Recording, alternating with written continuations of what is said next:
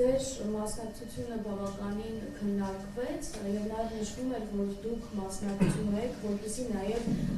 ձեր հոր գեներալ-լեյտենանտ Մամվել Գրիգորյանի անունը մաքրեք եւ ցույց տաք, որ Էջմիածնում իրականում այլ վերաբերմունք կա նրա նկատմամբ, նրա անցած ճանապարհի նկատմամբ։ Նախ այս հարցին խնդրում եմ պատասխանեք ձերպես։ Բարև ձեզ, նախ նշեմ, որ 18 թվից էս կողմ ինձ թվում է այլ մաքրելու ոչինչ չկա, որովհետև մարդիկ տեսնում են, որ ամեն ինչը շինչու է եւ խնդիր չկա ինչ-որ բան ապացուցելու։ Իմ հայրը իր գործով ամեն ինչ ապացուցել է։ Եթե նա ողջ լիներ, այս ամեն ինչը տեսներ, հաստատ համոզված եմ նորից կմահանար։ Ուրիշ ոչինչ չեմ կարող ասել, որովհետև նա մի կտոր հող չէր տա։ Եկեղեցու հանդեպ ճնշումներն էլ թույլ չէր տա։ Դրա համար առաջինը թիրախավորվեց նա։ Այս երկրում նրանից բացի ուրիշ ոչ մեկ չթիրախավորվեց, ոնց որ նա։ Նկատում եք հենց այդ ժամանակը։ Այո։ Անմիջապես հեղափոխություն։ Այո։ Եվ քարոզարշավի վերաբերյալ նաև հարցեր ունեմ։ Դուք ակտիվ մասնակցում եք քարոզարշավին, ձեր մայրը ակտիվ մասնակցում է։ Ինչ է ասում ժողովուրդը ընդհանրապես,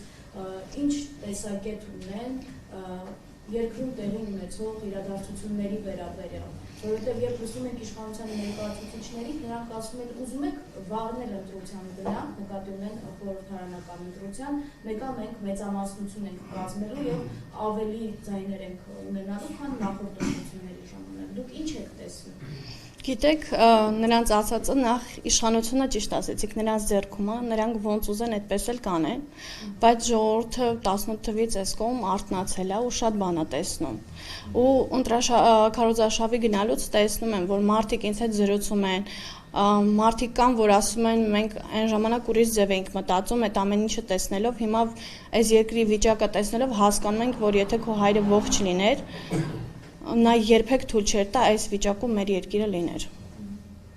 Հասկանալի։ Իսկ ինչ խնդիրներ են ձեզ բարձրաձայնում։ Օրինակ, չգիտեմ, յուղերում ինչ խնդիր են բարձրաձայնում, քաղաքում այստեղ ինչ խնդիր են բարձրաձայնում։ Այսինքն մարդկանց հիմա ավելի շատ հետաքրքրում է, որ օրինակ ԿՊ չլինի իշխանության, դե օրինակ կան նաև այլ խնդիրներ, որոնք ուզում են որ լուծվեն։ Սոցիալականից մինչև այլ ոլորտին առնչվող։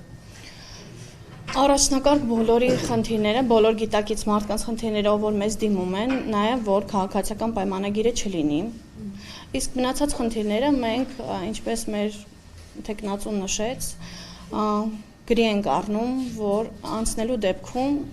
անդրադառնանք։